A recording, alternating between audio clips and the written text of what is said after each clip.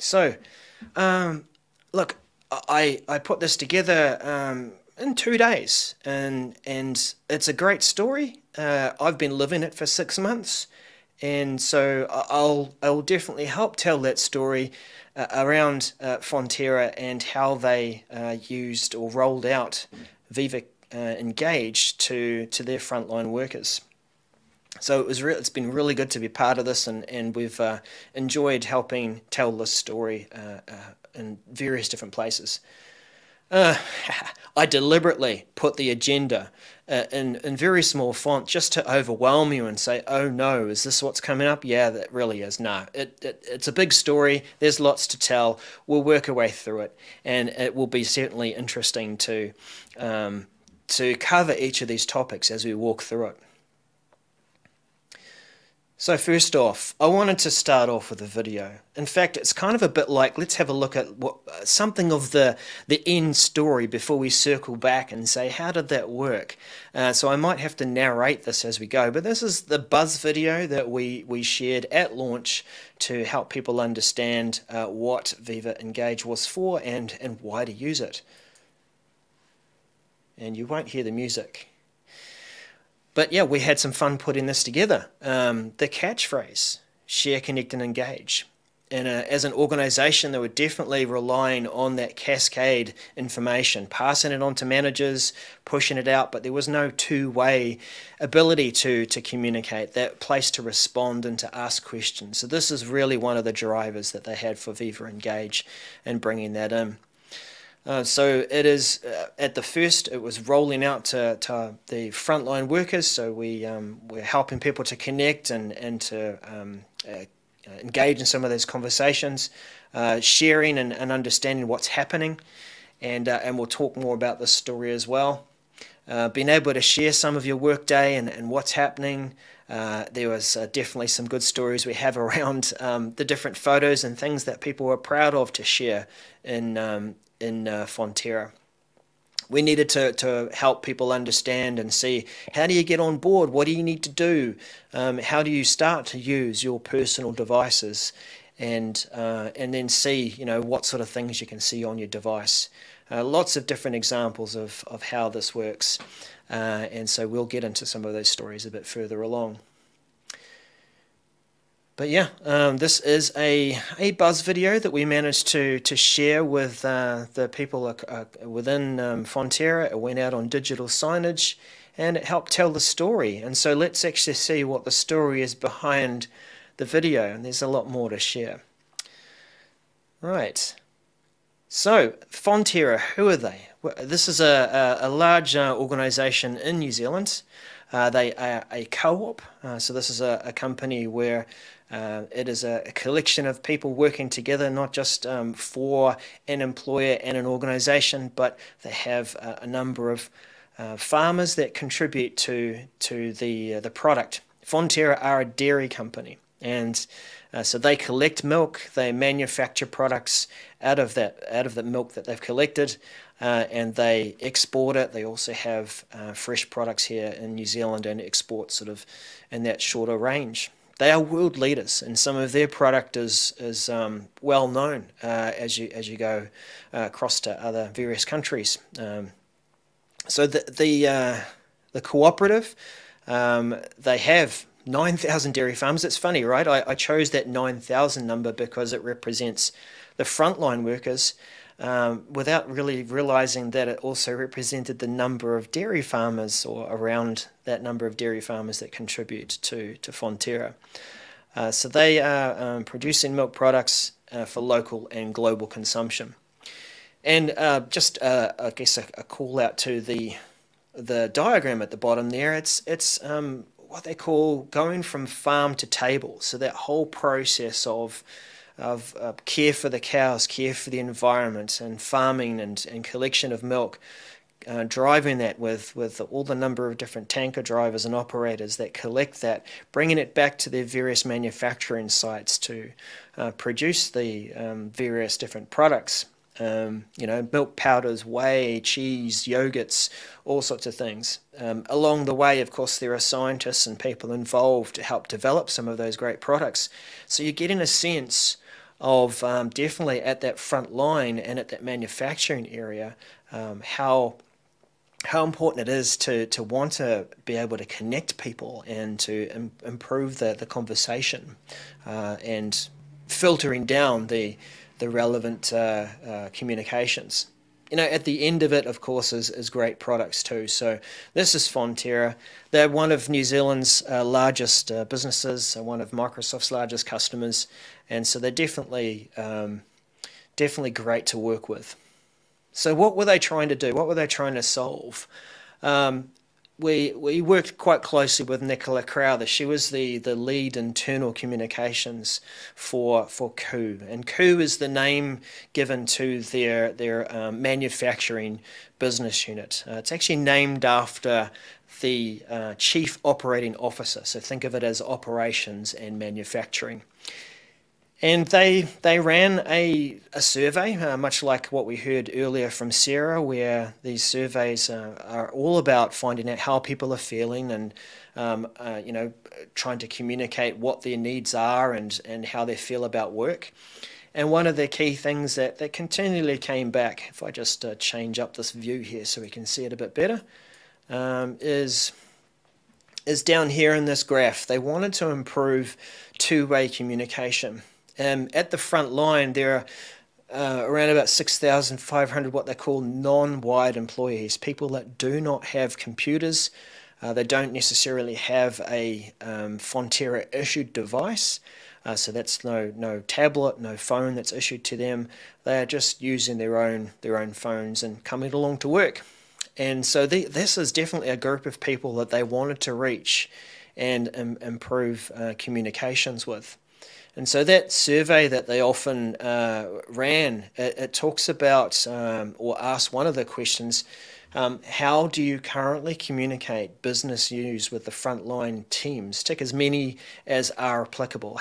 What's the methods that are being used? And they have, first of all, this method called DMS, and cascading DMS. DMS is basically the bullet points that they might deliver and talk about with their team in a stand-up, maybe at the beginning of a shift, and they go through those key things that everyone needs to know. And this is a challenge, I think, that's common across a number of different organisations that have a frontline workforce. Frontline are not there to be on devices all the time. They're there to maybe work with people in retail. In Fonterra's case, it is quite a span from working in factories, working in labs, collecting milk. The device is not the focus. The work is the focus. The people that they work with are the focus. The product is the focus. And so that's why they're called non-wired employees. And so it's important for them to have that time of communication at the beginning of their shift, and using other methods like posters on site or newsletters. I know it's a bit small here as we kind of look at that. I wonder if I can zoom that in. Let's try that out. No, that's not going to work. Never mind. Having all sorts of other methods like sharing a weekly video from some of the leadership, and then stories on the intranet. But you can see that blue line, the most effective way that has been used to communicate to their people was these stand-up meetings, these these times where they just check in and going through some of the bullet points of what to cover off. And some people can't attend those. Sometimes they're seeing those bulletins on a piece of paper in a lunchroom between their shifts. And it really was a desire to be able to have that two-way communication and to improve that really drove this project. Over the pandemic and the struggles that people had with feeling isolated, and in some cases, there were still opportunities to work. Here in New Zealand, we did go to full lockdown in a number of different places, like some other places around the world, and that certainly affected how connected people felt. And so that did have an impact, and it certainly showed in the surveys. So leadership were motivated and actually said, this is going to be one of our focuses. We want to give every Fonterra employee equal access to communication, to be able to be part of that conversation if they choose. So the if they choose part, when they chose to roll out an application like Viva Engage to personal devices, it has to be a choice. It has to be something to opt in. You're not forcing or telling people you must put things on your own device to do that. So it had to be a choice to be part of that conversation and join that in. So it is, highly important as a driver for Fonterra to improve that two-way communication, and they had a vision for what else that could help and improve. Now they're an organisation who have had a history with Yammer. They did try it years ago. They did turn it on, and it might have been not long after the acquisition from Microsoft, and it became a product that was available in Microsoft 365, or back then it was Office 365. And Yammer had some challenges to become part of the platform and to change a few things about their service and the way it was architected. So it took a little while to get things sitting in that environment and up to speed before they could actually make use of it or improve on the product. And when Fonterra tried it, like with many organisations that may have tried Yammer and potentially other products as well, turning it on and hoping for the best was probably how best way to describe it. It's not enough really, especially for a communications product like this, to just turn it on and hope for the best. We'll kind of make that comparison between consumer social media and social platforms and enterprise social platforms, and we kind of hope that it's going to just work because people will like kind of that build it, they will come mentality, or turn it on and they will come. But what they quickly found too was that through no planning, through no clear purpose, while the organic way that Yammer was used and grew, it also quickly got out of control. And it did become a concern, like it had for a number of organisations. And so Fonterra's choice was, we're going to turn that off, and we'll look at something else, and we'll reevaluate that. So that was their history, and to some extent, and I'll be honest, like sometimes the product and name Yammer had become a bit of a, it had a stigma around it. And that's not to say that it isn't a great product. It definitely, with the planning, with the clear purpose, with the clear, change management and guiding and growing people into making the best use of it, Yammer was great. So that's the history around Yammer with Fonterra. Well, based on those surveys earlier and thinking about the realignment and the focus again on improving employee communication, employee engagement. Every good journey joins or starts with a workshop, right? Hopefully more than just a presentation.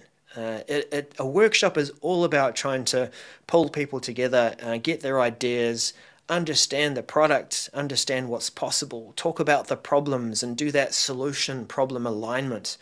And so that's definitely how the journey began for Fonterra, as they reevaluated the Viva platform and everything else connected to it through Microsoft 365.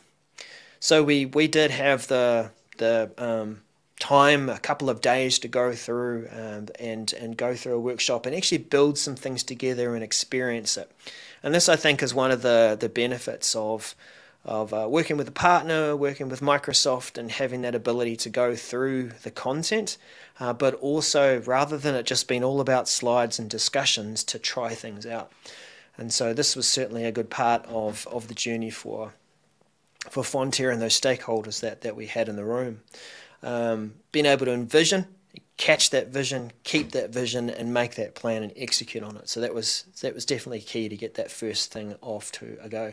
We have Miro boards and various things that we captured ideas, and this was actually a screenshot of one of the sites that someone put together during the workshop as part of our touch it, feel it, taste it, get going on it. And so it was quite impressive.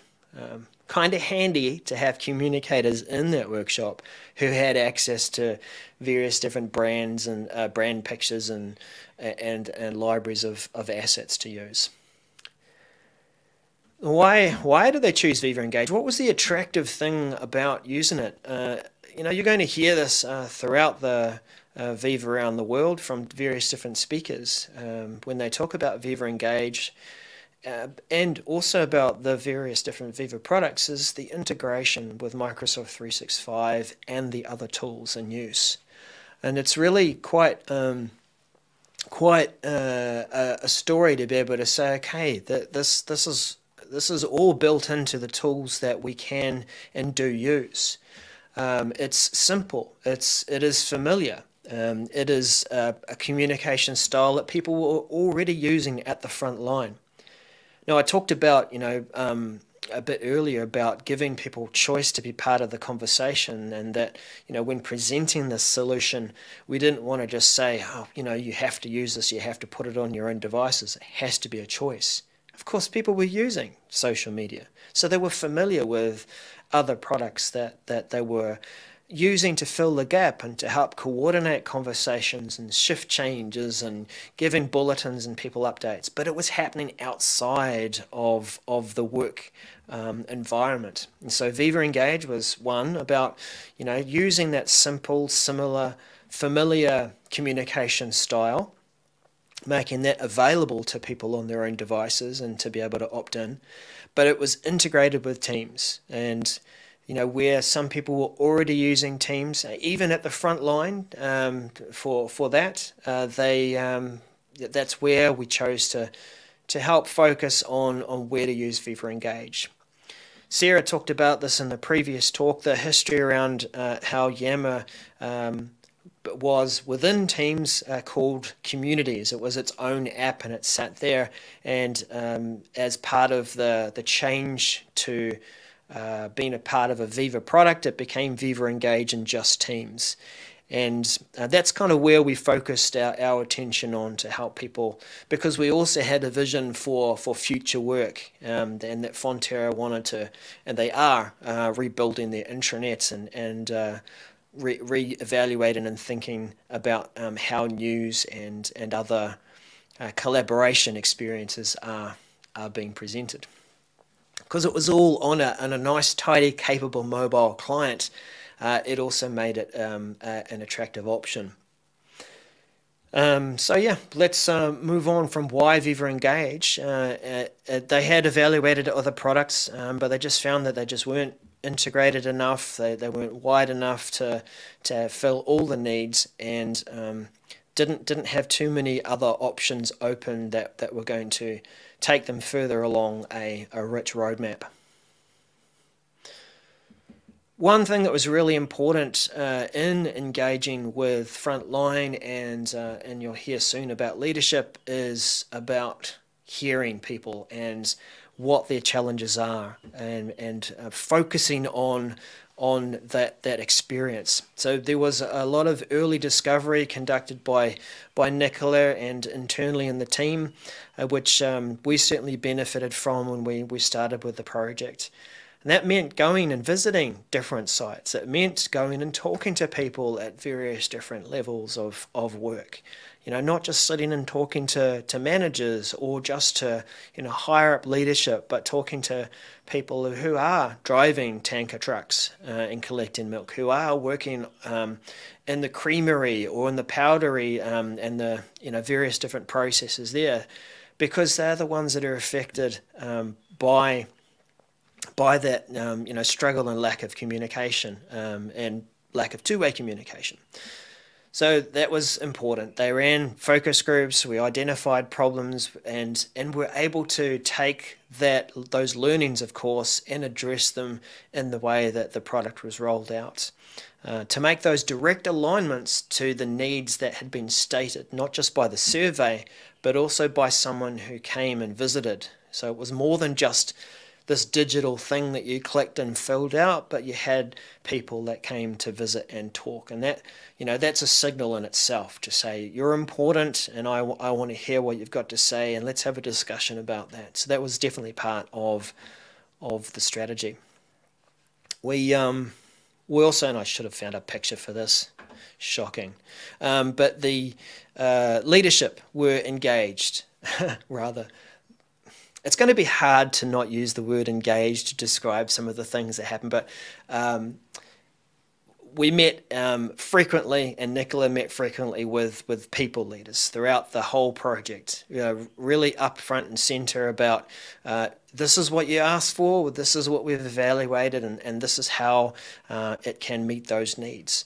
And that frequent engagement too with people leaders was important. It wasn't enough to just pop that sort of vision out there at the front and say, hey, this is what's going to happen, and then come back months later with, we're about to go live.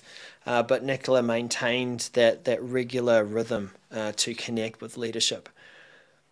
I think that you will see a bit further along as we get into it that the importance of that, and we know this from good change management, is that it helps to maintain a vision and a purpose. What are we all getting behind? What are we representing? And because of that, it certainly helped with the involvement on the platform too. Okay. One thing that Nick had really planned quite well, and this is timing, right? This is really quite cool. There was a conference and they have this every year, Kaitiaki Leaders Conference. It's a local Māori word talking about caretakers, and so the leaders within Fonterra at that frontline level, they see themselves as caretakers, not just managers and people that are hitting targets or whatever, but they care for their people, they care for the work, the environment, the product. They have this regular leadership conference come together, and Nick had chosen that rather than just introduce and give them an early experience and show them, she really wanted to immerse them in it. And so this was a 2-day event that happens every year, where they get together, they talk about various issues and solve problems together. They've got round tables, as you can see in that picture. And then they also go out and visit factories and farms and manufacturing sites and distribution areas, and they all go out and see things in action and talk about it. And so for this leadership conference, they chose not just to present and show, hey, this is Viva Engage, but it was, right, now let's all get on board. We're going to use this as a communication tool to help drive the conversation, to share our ideas, to ask and answer these key questions. We're going to use Engage. Get out your mobile phones, put it on, and get it on. In fact, we went one further. Nick had sent out some info to say this is how to get on board before the conference. So they all came. They were already engaged to use Engage. I know, it's a bad joke, but they were already ready to get going with that. So this actually is a picture of one of their top leaders who's taking a selfie, sort of Oscars style, and people in the background, and there was plenty of that. We'll see some more pictures about that soon, but the effect of that was that they all understood the vision because they experienced it. And this is what I've got to say about, I guess, working with technologies like Viva, and that you're actually rolling out a communication or a collaboration tool. When it's something that people can experience and dip their toes in, then when they are picking up on that and using it, it's kind of easy to get that vision across because you're already soaking it, to use a palm olive phrase. So let's move along. What else do we have to think about? Well, part of this journey is also looking at, well, okay, what state is Yammer in at the moment before we shift to Engage? Looking at technical readiness. And certainly one of the things they had to do, which maybe some organizations had already done, was shift from I think it was a mixed mode from Yammer into a native mode to work with Engage and make it work well within teams. So that was something to have to go through and do. They had already done a big cleanup of the communities and what was there and available, and were quite happy to reset and start again, because it was at least 5 years since they had looked at Yammer again. And so now becoming Engaged, it was all about that fresh start. Another thing to evaluate and look at was about how are we going to help people to join at the front line and take advantage of being part of these communities. We don't want to create a massive burden of administration to get people on board. So the choice was made for using dynamic membership and to mark certain communities as official communities. The two purposes or the types of groups that they wanted to create were, one, to try and provide communication and community based on location. Some of the locations where the manufacturing sites were, they like 1,500 to 2,000 people working in some of them, really big factories. There was, as a struggle for being able to have good communication, no one was reading their email. They all had a Fonterra email address, but people at the front line, why would they log in and check their email every day? They wouldn't necessarily. What's the pull there? It's just a subject line and perhaps a few words or an attachment. But a social post was something that was going to be useful. And the vision for using these communities to get out important posts about location and what was happening there. We'll see again some examples a bit further along. That was one role. The other thing was creating communities around role-based communities. And so the dynamic membership was an important way to get people connected and being part of a community without having that massive admin burden. It also meant that, say, from a location perspective, if you had a certain location in your profile, then you knew that, or you could guarantee that this communication was going to go out to the right audience, that you weren't asking people to try and connect themselves to the communities. Device security is certainly still important. You're asking people to use their own devices. You have to have a good balance of maintaining security, but also making that still an easy experience to get on board. So certainly not like as easy as on a social platform where you might go to WhatsApp and go, boom, bang, I've got an account, I've got a password, I'm in. But rather using multi-factor authentication, using authenticator, and for certain personas as well, requiring the company portal to be put on was important. So it was about striking that good balance, because if you had to jump through 5 fiery hoops to try and get to this one platform, to be able to make a post, it really would have been quite a comparison with regular social media. We had to test that plenty, right? We had to go through that and see what that experience was like, and that's certainly something that we wanted to make sure was going to be a good experience as we made some of those choices and decisions. Okay, I talked a little about the use of official communities. The communities that were created for the locations, for the different roles, so maybe health and safety as a nationwide role, was one of the things that they created these communities for.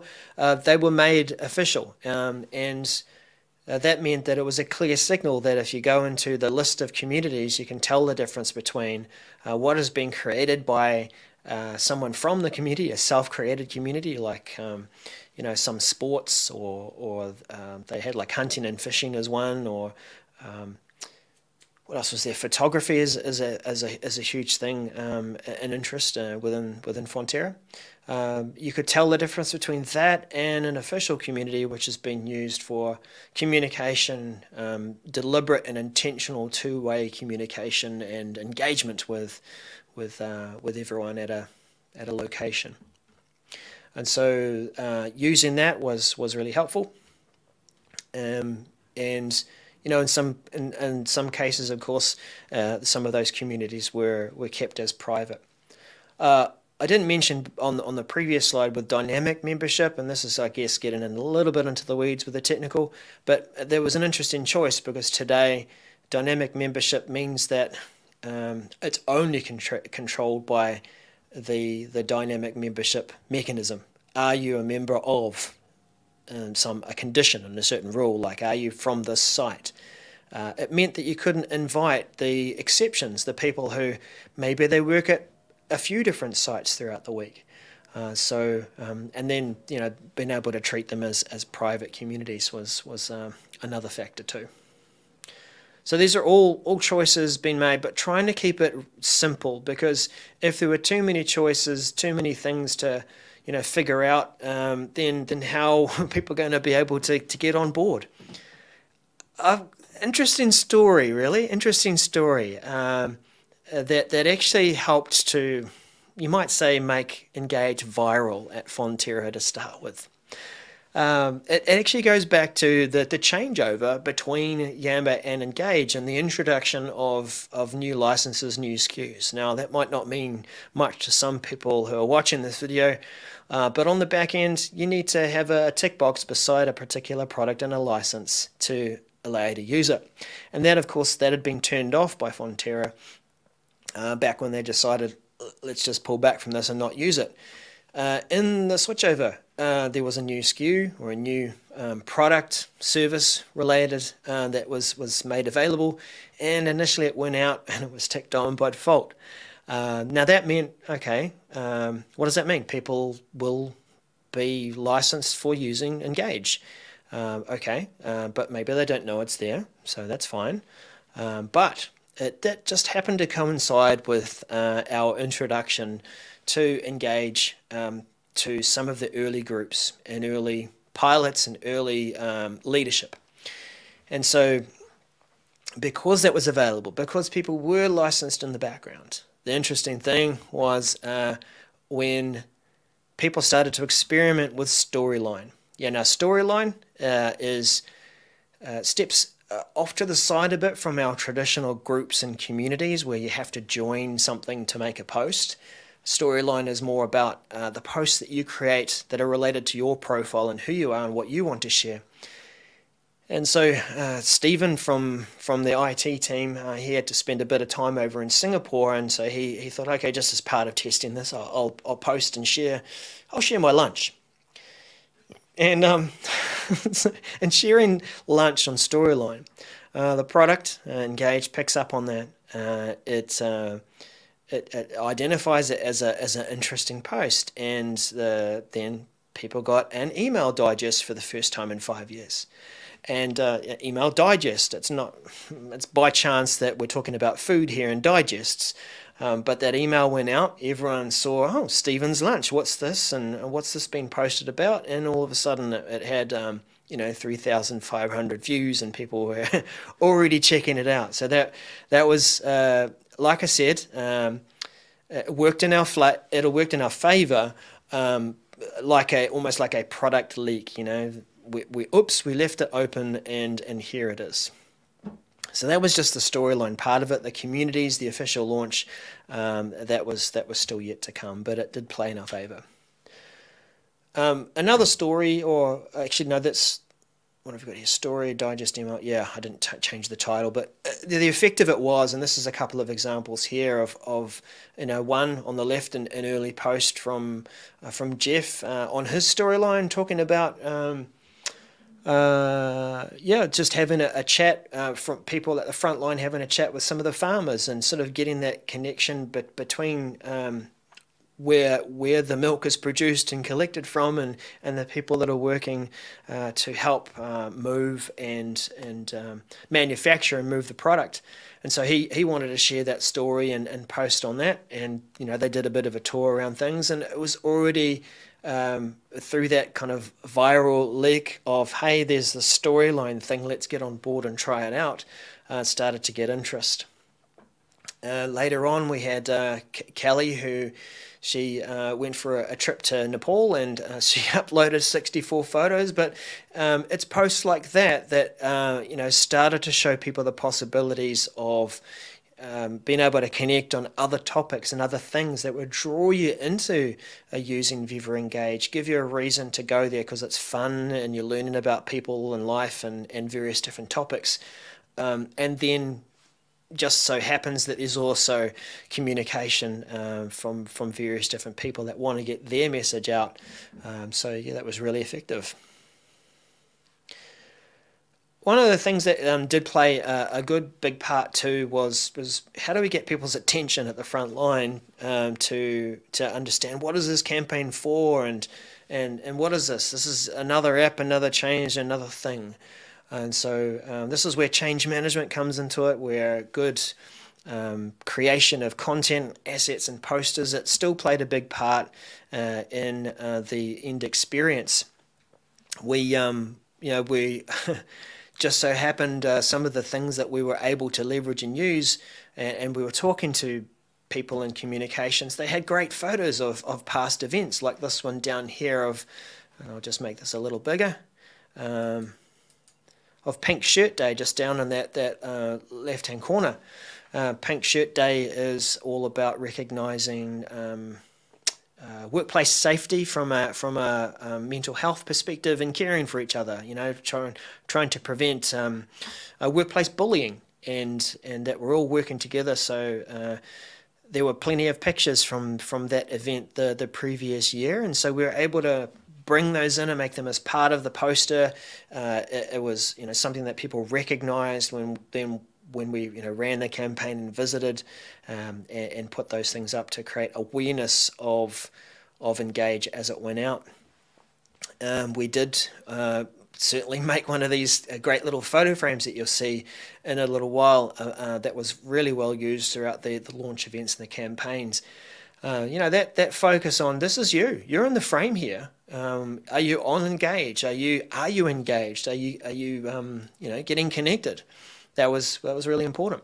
And we did want to also leverage some of the product. So within what we wore as t-shirts and vests, people that, you know, ask me for help. I'm a person who knows about Viva Engage. And that phrase there too of that share, connect and engage, that really kind of got a clear message across.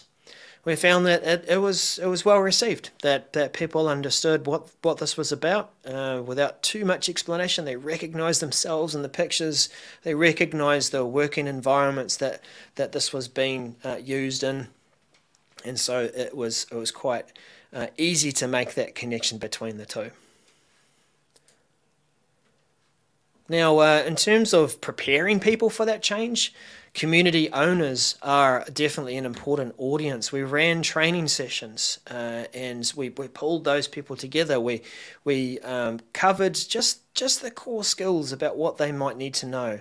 You know, these are people with day jobs. They have other things to do, and they volunteered to help manage communities within the environment, and we wanted to make sure that they could see how to get up to speed really quickly, and what to do and what they could do to manage their communities.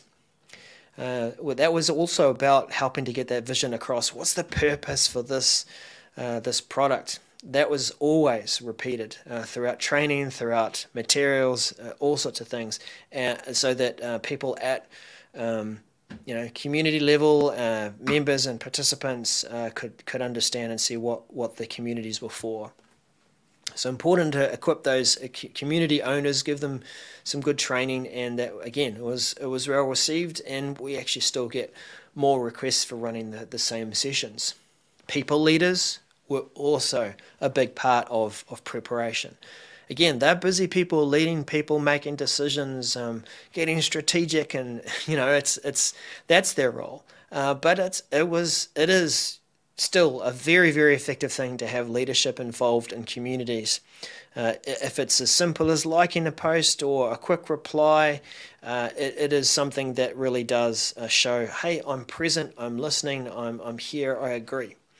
And where there's a bit more time, being able to create posts and getting that message across too, for maybe replacing what they might have said in a stand-up with a short video or a short post. So we were showing that some of those key things that could be done, and that some of the people that were going to be in the pilot or had been in the pilot had already been doing. And it was good to be able to go in and pick out some of those things to help people leaders see it could be something that just becomes a habit, part of your day, but it has such a huge effect on adoption. And I'll just mute that particular video. Here's our launch event. How did it go? We went to 15 manufacturing sites after we piloted with one site and learned from that. We went big. We had 3 teams that went around the various different locations in New Zealand, and helped to launch this event by having a bit of fun, taking some pictures, rewarding and recognizing people who are getting on there and having a go. Now, the really interesting thing, we didn't expect the uptake that we saw. We didn't really think that we would see such enthusiasm. In fact, targets that we were looking at were maybe 10, 15, 20% of people on the platform by the end of the year. We didn't know how people were necessarily going to receive putting the app on their phones. What we were preparing for was resistance, do I have to I don't want to put this on. Why would I put a work app on? I'm happy using another social app, and we'll just use that, or we'll use text. And what we found and experienced was actually a huge amount of enthusiasm to get on. In fact, most people came to these events and they already had teams installed and ready to go. And early on, we had to take it a little cautiously with how we published the Engage app and showing people how to pin it and use it. And as you saw from a technical perspective and security perspective, there were some steps we wanted to guide some people through who were using their own devices to make sure it was still secure, protecting their device, but protecting the company info. And so there were times where on these launch events where we were standing around and doing a little bit of troubleshooting. Oh, is this an Android? And okay, how old is it? And is it coping with this and that? But all in all, people got on board, and the launch events were not only a whole lot of fun, but were apparently historically one of the best products launched in Fonterra and in Ku, with the levels of adoption. We'll look at figures soon, but we just learned so much from going out and talking to people. Talking to this guy on the barbecue, a tanker operator's manager. He ran a team of tanker drivers that would go out, and just sitting and learning more about what matters to them, how might they use Engage to be engaged. One of the things about Fonterra and their tanker operators, they're really proud of the rigs and the trucks that they drive, and because we live in a beautiful country with amazing scenery, these tanker operators are out there driving in all sorts of beautiful places. They want to share those views, and so Engage has already turned out to be a great platform for sharing that particular story. And here's an example of it, right? Here's another story. This is Sean. He worked in health and safety. He had been there for 5 years, and in that role, you do need to definitely talk to a number of people about health and safety, thinking about dangers and being aware of things and how to report stuff. But he hadn't been out and experienced the day in the life of a tanker operator. And so here he is. He's on Engage, He's part of the health and safety reps community, and he was sharing his journey and his day. He was taking pictures and showing what was going on, and some of that beautiful scenery that was there. So for a small community of, I think it was 150 at that time when we were piloting with health and safety, it was a message seen by 44 people. It was shared in another place. It got good engagement and questions on there. And it was a great thing to share. Sean said that he learned a lot and appreciated that, and it just shows that connection and appreciation for each other's jobs, and being able to tell that story while you're out was really powerful. So that was one of my favorites that I saw on the platform. During the launch events, and this in fact was one of the pilot events that we had Carl, just a very funny joker. Great guy, and this is reflective too of some of the humour and fun that Fonterra have as a team. Carl, we were giving out prizes as part of coming along to the events, and Carl thought, I'm gonna play a prank on the guys back in the distribution centre. I'm gonna go and I'll print out a picture of a brand new iPad. And I'll stick it on this box, and I'll make like I've just won this for going along. Hey guys, you didn't come along to this launch event, so this is what you missed out on. I won an iPad, and I helped Carl post that, and then he got on the platform and shared that and had a bit of fun with that. So that's sort of reflective of some of the culture and fun that Fonterra have as part of it. And this is, I think, one of the benefits that they saw and are seeing at Frontline, is that sharing that community and that culture. It's there and available for people to engage in now, which is great. Carl later on went on a trip to Shanghai and took this amazing short video as he went up the elevator in the tallest tower there. So figures, how did this all turn out? There was one big community that I guess was one way to measure it. There were certainly plenty of other communities that were created, both official ones and community created ones. But the one that brought all of this business unit, this division together, was called Q Community. It has 9,000 people as members, and using that mechanism, we all help people to join that with dynamic membership. But after what was it, like two weeks after launch, we had 6,000 people as active users. Now, active users on the Engage platform is that you're reading a message, that you a bit further than that if you're liking a message, not necessarily replying or posting, and we are seeing that start to grow. But at that initial outset, people were reading the messages, and that was one of the key things about getting this tool out was, hey, we need to reach you. You are missing certain things. You don't see that notice on the notice board, or you missed the text or whatever. So this was already an early success, and because it's a platform that invites replies, it does provide that two-way communication. It was already going to be more effective than email. So there was that. There were 311 non-members that were part of those discussions as well. So that was quite good too. And you can see just from those line graphs, these are all features within the Engage platform for each community. You can go into the About tab and you can check out the stats and see how things are going on. And so this is a good way to recognise how it played out. A bit more recognition of some of these figures. So 6,000 active users within 2 weeks, fantastic.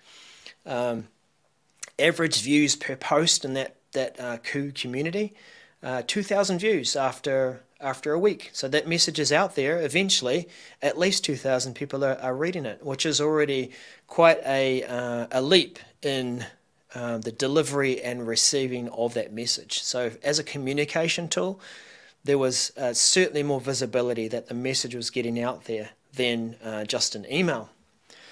We talked about launching at 15 different sites, or don't know why I didn't it is 15 sites, not 13 sites, but right through from the top of New Zealand right through down to the bottom. So there are manufacturing sites all over that are collecting milk, and so that was great. This figure here, around 100% leadership on board and being active, that was so key, right? We had people who were clear on the purpose of what these communities were for. Leadership were leveraging them, are leveraging them, they are present in there, and so by providing that guidance, they definitely got on board and understood, and really a success to that conference that got them on. They could see the vision, and there were also different places that traditionally it was hard to communicate, but we had like 65% of people on one site, and the numbers grew. Other different communities that were created were seeing success as well. The digital ecosystem, there was a platform and some things that had been launched, and so they decided to use an engaged community, and they got 1,000 active people on there. Active people, just asking questions, reading posts, reacting. A cybersecurity community with over 500 active members, and then they're taking that same message out and the learnings and sharing it with their people. So this is just early days, and this is still just the coup division as part of Fonterra. What is next? What is going to come next? Well, they're going to be rolling this out to the rest of the organization. So that is, your global markets, your sales, your various other different operations and finance, and the research divisions, innovation and brand. It's going wide. And because of the success, the tone that had been set by this early launch with Coup and with Frontline, it actually set the bar for the rest of the organization to meet that tone. Along with the launch of Engage, a new intranet's been rolled out with Viva Connections, so just tying that story together so that it's a way of authoring news and making sure that it's relevant and appearing in your feed, but also the dashboard. We've developed a few cards there that are being used to surface relevant information from different systems, and then being able to navigate the Milky Way, the intranet name, from your pocket. So great story to tell. I know, very rough slides as I threw that together. Hopefully my storytelling abilities have helped to paint that picture than just the words and just a few pictures. But I see that what's next is all about building on that success. That leaders within this division already are seeing the success for it, and so there's an example to follow for the rest of the organization as it rolls out further to help share, connect, and engage. Yeah, I have to finish. I would say at this point hey Andrew, I'll just see you there in the chat. Got to get me some Viva Engage cutout props, absolutely. If you're going to do a launch event, you've got to get some things that people can wear and share and put on. There was a picture that I was a bit iffy about sharing. They did have this cow suit that you put on from one of those sort of $2 shops, and it was fun. But I didn't want to put it up there and embarrass people. That was fun too. Some people would put that on. You actually saw me wearing it as a hood as well. So those sort of props and fun are all part of it. But yeah, look, thanks for spending time with me and letting me tell the Fonterra story. I don't have a slide there saying all my details, but I am Daryl as a Service on Twitter. You'll find me as Daryl Webster at LinkedIn. And I work for WM Reply, and we work with Fonterra to launch that. So if you want to reach out and learn more, then feel free to. But it's interesting and always important to share these customer stories about how these things land, particularly at the front line. It's one of those challenging areas of how do you roll out technology when technology is not the focus. It's not the focus. The focus is the people, the product, the process, and technology is the enabler, but certainly not the focus. And at Frontline, those devices that you give to people are very, very targeted. They're, in these trucks, they've got these very specified, cab things that tell them their routes and the best ways to do collect the milk today from the various different farms, and fuel efficiencies and stuff. But it's not about putting Microsoft 365 tech on there. So yeah, really important to be able to recognize the needs and align that, and we've certainly found successes with Engage and Community. So that is the Fonterra story. Let's drop that off